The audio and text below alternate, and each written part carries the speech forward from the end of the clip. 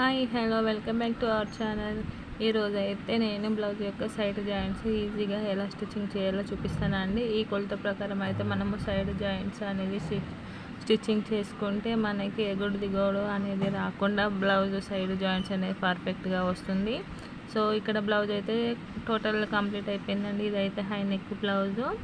So blouse size వచ్చేసి 36 west loose, 38 chest loose. ఇక్కడ మనకు వచ్చిన వెస్ట్ లూజ్ను బై 4 చేసుకోవాలి, అంటే 9 అయితే వస్తుంది కదండి. ఇక్కడ మనము బ్యాక్ పార్ట్ని అయితే 2 ఫోల్డింగ్స్ చేసుకొని 9 ఇంచెస్కి అయితే మార్కింగ్ చేసుకోవాలి. అలాగే ఫ్రంట్ పార్ట్కి 2 పార్ట్స్ సైడ్స్కి అయితే ఇలా 9 దగ్గర అయితే మార్కింగ్ చేసుకోవాలి. ఎగ్జాక్ట్గా 9 దగ్గర ఉక్స్ పట్టి చివర నుండి కాజాపట్టి వరకు మనము ఎంతవరకు అయితే కొలుచుకున్నామో అంతవరకు అయితే మెజర్ చేసుకొని మనం లూజ్ అయితే చూసుకోవాలండి. ఇలా 4 సైడ్స్ అయితే మనము 9 ఇంచెస్కి అయితే మార్కింగ్ చేసుకున్నాం కదా. సో ఇక్కడ ఫ్రంట్ పార్ట్ బ్యాక్ పార్ట్ చూడండి, మనము ఆల్రెడీ మెజర్ చేసుకొని డాట్స్ అయితే పెట్టుకున్నాం కదా. ఈ మార్కింగ్ దగ్గర నుంచి ఫ్రంట్ బ్యాక్ 2 మార్కింగ్స్ ఒకే దగ్గర పెట్టుకొని అయితే చివరన ఇలా లాక్ చేసుకోవాలి. లాక్ చేసుకున్న తర్వాత మనకి చెస్ట్ లూజ్ వచ్చేసి 38 వచ్చింది కదండి. 38ని బై 4 చేసుకోవాలి. చేసుకున్న వస్తుంది. లేదు అంటే మనకి కొలత బ్లౌజ్ని బట్టి హామ్ లూజ్ ఎంత ఉందో హామ్ లూజ్ దగ్గర మనం మార్కింగ్ చేసుకున్నా కూడా మనకు బ్లౌజ్ ఫిట్టింగ్ అనేది పర్ఫెక్ట్గా వస్తుంది. అలాగే ఫ్రంట్ చెస్ట్ దగ్గర కూడా పట్టినట్టు ఏం లేకుండా నీట్గా అయితే వస్తుందండి. ఇక్కడైతే నేను 9:30కు మార్కింగ్ చేశాను చెస్ట్ లూజు.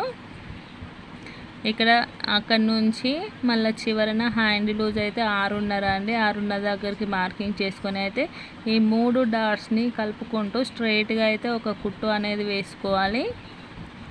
చూడండి, అలాగే సెకండ్ వైపునకి కూడా వేస్తున్నాను. సో ఇక్కడ చూడండి, ఫ్రంట్ బ్యాక్ మనము మార్కింగ్ చేసుకున్న డాట్స్ దగ్గర నుంచి అయితే నేను అయితే స్టిచ్చింగ్ చేస్తున్నాను. సో ఇక్కడ కూడా మనకి హామ్ లూజ్ దగ్గర అయితే మళ్ళీ మార్కింగ్ చేసుకోవాలి. ఇంతకుముందు అయితే 9.5కి మార్కింగ్ చేసాం కదా. సో ఎగ్జాక్ట్గా సేమ్ 9.5కి అయితే ఇక్కడ షోల్డర్ని అయితే ఇలా సెట్టింగ్ చేసుకోవాలి. ఇలా స్ట్రైట్గా పెట్టుకోవాలండి. స్ట్రైట్గా పెట్టుకొని అయితే ఇలా 9:30 దగ్గర మార్కింగ్ చేసుకోవాలి. అలాగే హ్యాండ్ లూజ్ కూడా 6:30 దగ్గరికి అయితే మార్కింగ్ చేసుకోవాలి. ఇది కొలత బ్లౌజ్తో కానీ లేదు అంటే డైరెక్ట్ మెజర్మెంట్స్తో అయినా కూడా మనము చేసుకోవచ్చు. ఈ 3 కొలతలు ఉంటే మనము బ్లౌజ్ అనేది పర్ఫెక్ట్గా స్టిచ్చింగ్ అయితే చేయొచ్చండి.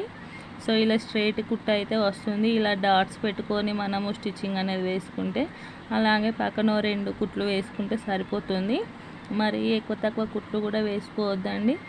ఈ ఎక్కువ తక్కువ కుట్లు వేసుకున్నా కూడా అది బ్లౌజ్ షేప్ అనేది పోతుంది. సో ఒక 3-4 కుట్లు అయితే సరిపోతుంది. ఇలా ఈ 3-4 కుట్లు అయితే 2 సైడ్స్ వేసుకోవాలి. సో ఈ మెజర్మెంట్ ప్రకారం అయితే మీరు బ్లౌజ్ అయితే సైడ్ జాయింట్స్ వేసి చూడండి. ఈ మనకి చంక భాగం దగ్గర కానీ కింద నడుము దగ్గర కానీ హ్యాండ్ చివర కానీ మనకి క్లాత్ అనేది ఎక్కువ తక్కువ రాకుండా ఈక్వల్గా అయితే వస్తుంది.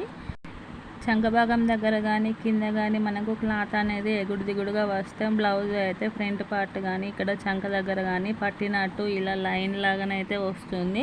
సో అలా రాకుండా మనకి బ్లౌజ్ అనేది పర్ఫెక్ట్గా సెట్ కావాలంటే అయితే ఈ మెథడ్లో అయితే ఒకసారి ట్రై చేయండి. అలాగే ఈ బ్లౌజ్ యొక్క కటింగ్ కానీ స్టిచ్చింగ్ కానీ డిస్క్రిప్షన్లో యాడ్ చేస్తాను, అది కూడా చూడండి. అలాగే వీడియో చూసి వదిలేయకుండా ఒక లైక్ అయితే చేయండి. చూడండి, బ్లౌజ్కి నేనైతే సైడ్కి 3 స్టిచెస్ అయితే వేసాను. ఇలా స్టిచ్చింగ్ అయితే ఫినిష్ అయిన తర్వాత నైతే సైడ్కి ఉన్న ఎక్స్ట్రా క్లాత్ అయితే కటింగ్ చేసుకుంటే సరిపోతుంది. చూడండి, బ్లౌజ్ అయితే ఫినిష్ అయిపోయింది. చూడండి, కుట్టు అనేది మనకి ఇలా స్ట్రైట్గా వస్తుంది. అలాగే మనకి ఇక్కడ చంక భాగం దగ్గర కూడా కరెక్ట్గా ప్లస్ సింబల్ లాగానే అయితే 4 కుట్లు అయితే ఈక్వల్గా అయితే వస్తుందండి. చూడండి, మనకి కుట్టు కూడా ఇలా స్ట్రైట్గా ఉంటుంది. బ్లౌజ్ కూడా మనము వేసుకున్న తర్వాత కూడా చూడడానికి కూడా నీట్గా కనబడుతుంది. వేసుకుంటే కూడా కంఫర్ట్గా ఉంటుంది. సో ఫినిషింగ్ అయితే ఇలా వచ్చేసింది. చూసారు కదండి, ఈ చిన్న చిట్కా పాటిస్తే అయితే మనకి బ్లౌజ్ ఫినిషింగ్ అనేది నీట్గా వస్తుంది.